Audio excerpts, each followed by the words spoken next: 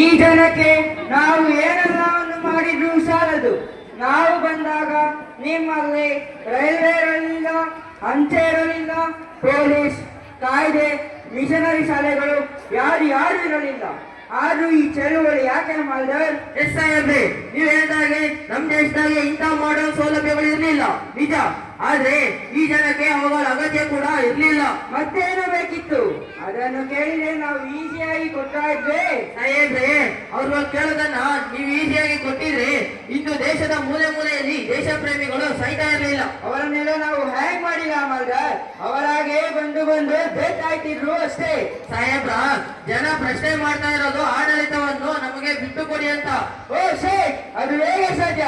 ಸಾಧ್ಯ ಇದೆ ಸಾಹೇಬ್ರೆ, ಆದ್ರೆ ಇದುವರೆಗೂ ನೀವು ತಳ್ಳಿ ಹಾಕಿರುವಿರಿ ಅಷ್ಟೇ. ನೋ, ಅವರನ್ನು ನಾವು ತಳ್ಳಿ ಹಾಕಿಲ್ಲ. ಕಾಲಕ್ಕೆ ಏನು ಬೇಕೋ ಅದನ್ನು ಮಾತಾ ಬಂದ್ವಿ ಅಷ್ಟೇ. ಇಲ್ಲ ಸಾಹೇಬ್ರೆ, ನೀವು ಎಲ್ಲಾ ಕಾಲದಾಗೂ ಬರೀ ಯುದ್ಧ ಮಾಡುವಾಗೆ ಮಾಡಿದ್ರಿ. ಜನರ ಮಾರಣ ಹೋಮ ನಡೆದೇ ಹೋಯ್ತು. ಆ ಮಂಗಳ ಪಾಂಡೆ ಬೇಡಿದ್ದೇನು, ನಮಗೆ ಹಸು ಮತ್ತು ಹಂದಿಯ ಕಾಟೇಜು ಬೇಡ ಎಂದು, ನಮಗೆ ಕೊಂಚ ಸ್ಯಾಲರಿ ಹೆಚ್ಚು ಬೇಕೆಂದು, ಇಂಡಿಯಾ ಸೈನ್ಯಕ್ಕೆ ಒಂದಿಷ್ಟಾದರೂ ಉನ್ನತ ದರ್ಜಾ ಕೆಲಸ ಕೊಡ್ರಿ ಎಂದು. ಆದರೆ ನೀವು ಕೊಡಲಿಲ್ಲ. ಆದ್ರೆ ನೀವು ಅವರ ವಿರುದ್ಧವೇ ನಡ್ಕೊಂಡ್ರಿ. ಅದು ಅಂದಿನ ಗವರ್ನರ್ ಜನರಲ್ ಡಿಸಿಷನ್ ಅಷ್ಟೇ ಪೊಲೀಸ್. ನೀವು ಅನ್ಯಾಯ ಬೇಡಿಕೆ ಈಡೇರಿಸಿದ್ರೆ ಇವತ್ತು ಇಷ್ಟು ಮಟ್ಟದ ಹೋರಾಟ ಇರುತ್ತಿರಲಿಲ್ಲ ಸಾಹೇಬ್ರೆ. ನೀವು ಓಲ್ಡ್ ಪುರಾಣ ಹೇಳಬಾರದು, ಈಗ ನಡೆಯುವ ಚಳುವಳಿಯ ಬಗ್ಗೆ ಹೇಳಬೇಕು ಅಷ್ಟೇ. ಹೌದು ಸಾಹೇಬ್ರೆ, ನಾನು ಹೇಳೋದು ಓಲ್ಡ್ ಪುರಾಣ, ಅದರ ಎಫೆಕ್ಟ್ ಈಗ ಆಗುತ್ತಿದೆ. ಕಾಲಕ್ಕೆ ಚಿಕ್ಕ ಹೋರಾಟಗಾರರಿಗೆ ಮಾನ್ಯ ಮಾಡಲು ಹೇಳಿ ಸಾಹೇಬ್ರೆ. ನಾವು ಚಿಕ್ಕ ಮಕ್ಕಳನ್ನು ಕೊಂದಿಲ್ಲ. ಭಗತ್ ಸಿಂಗ್, ಸುಖದೇವ್, ರಾಜ್ಗುರು, ಬಟುಕೇಶ್ವರ ಇವರೆಲ್ಲ ಏನು ದೊಡ್ಡವರೇನು? ಅದೆಲ್ಲ ಮುಗಿರುವವರೇ ಸಾರಿ. ನೀವು ಬಾಡಿ ಮಾತ್ರ ಹಿಂಗೆ ಇರಬೇಕು, ಮೈಂಡ್ ಇಂಗ್ಲೆಂಡ್ ರೀತಿ ಇರಬೇಕು. ಇದೆಲ್ಲ ಯಾಕೆ ಬೇಕು? ನಾವು ಹಂಗೆ ಕೆಲಸ ಮಾಡಿದ್ವಿ ಸಾಹೇಬ್ರೆ. ಆದ್ರೆ ಈ ಜನ ಆಗಾಗ ಭಾರತೀಯತೆಯನ್ನು ನೆನಪು ಮಾಡ್ತಾರೆ. ನೋಡಿ, ನೀವು ಇಂಗ್ಲೆಂಡಿನ ರಾಜಪ್ರಭುತ್ವದ ಅಧಿಕಾರಿಗಳು. ಅದು ನಿಮ್ಮ ಹಾರ್ಟ್ ಮತ್ತು ಮೈಂಡ್ ನಲ್ಲಿ ಎವ್ರಿಡೇ ಇರಬೇಕು ಅಷ್ಟೇ. ನಮಸ್ಕಾರ ಸಾಹೇಬ್ರೆ. ಸಾಹೇಬ್ರೆ, ಎಲ್ಲಿ ಹೋದ್ರು ಕಂದು ಹೊಸಾಯ. ನಮಸ್ಕಾರ ಸಾಹೇಬ್ರೆ. ಸಾಹೇಬ್ರೆ, ಎಲ್ಲಿ ಹೋದ್ರು ಕಂದಾಯ ವಸೂಲಿ ಆಗ್ತಾ ಇಲ್ಲ.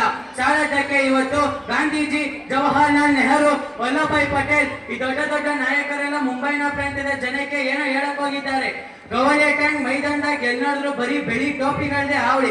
ಸಾಹೇಬ್ರೆ, ಏನಾದ್ರೂ ಮಾಡಿ ಅವರುಗಳನ್ನು ಮೊದಲು ಬಂಧಿಸಿ, ಜನರಿಗೆ ಒಂದು ಕನ್ಫ್ಯೂಸ್ ಮಾಡಿ, ಕಾರಾಗೃಹದಲ್ಲಿ ತಾಳಿ ತೋರಿಸಿ ಅರಮನೆಯಲ್ಲಿ ಯಾಕೆ.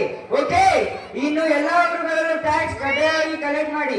ಇಲ್ಲವಾದ್ರೆ ನೀವು ಕಂಪನಿಯಿಂದ, ಬ್ರಿಟಿಷ್ ಗವರ್ನಮೆಂಟ್ ನಿಂದ ಶಿಕ್ಷೆ ಅನುಭವಿಸಬೇಕಾಗುತ್ತದೆ. ಗೋ ಹೊರಡಿ, ಎಲ್ಲರೂ ಸ್ಟ್ರಿಕ್ಟ್ ಆಗಿ ಕೆಲಸ ಮಾಡಿ. ಆಗ್ಲಿ ಸಾಹೇಬ್ರೆ. ಇದೀಗ ಇಂಡಿಯನ್ ಉದ್ದೀವನ್ನಂತಾಗಿದೆ. ಅವರಿಗೆ ಸರಿಯಾದ ಪಾಠ ಕಲಿಸುತ್ತೇನೆ. ಟ್ಯಾಕ್ಸ್ ಹೆಸರಿನಲ್ಲಿ ಬಗ್ಗು ಬಡಿಯುತ್ತೇನೆ. ಕಂಪನಿಯ ತಾಕತ್ತು ಏನೆಂದು ತೋರಿಸುತ್ತೇನೆ.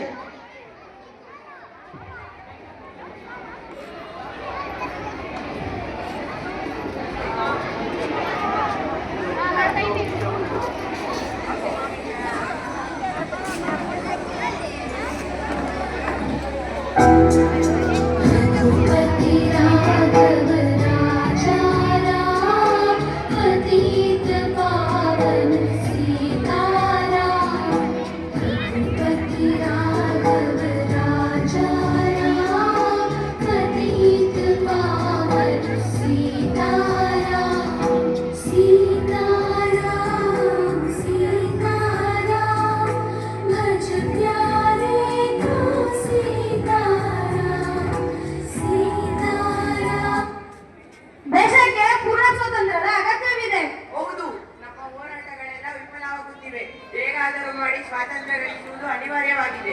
ಮಹಾತ್ಮರೇ, ನೀವು ಮೌನ ವಹಿಸಿದರೆ ದೇಶದ ಜನತೆಯ ಕೈ ಕಟ್ಟಿದಂತಾಗುತ್ತದೆ.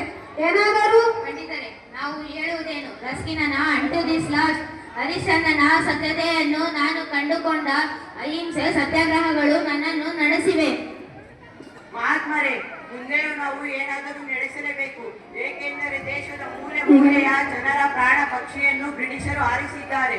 ಅಲ್ಲದೆ ಭಾರತದ ನೆಲವು ಈಗ ರಕ್ತದಿಂದ ತೊಯ್ದು ಹೋಗಿದೆ. ಆದರೂ ಬ್ರಿಟಿಷರ ಮನ ಕರಗಲಿಲ್ಲ. ನಮ್ಮದೇ ಸ್ವತ್ತು ಎಂಬಂತೆ ಇದೆ ಅವರ ಕಾರ್ಯವೈಖರಿ.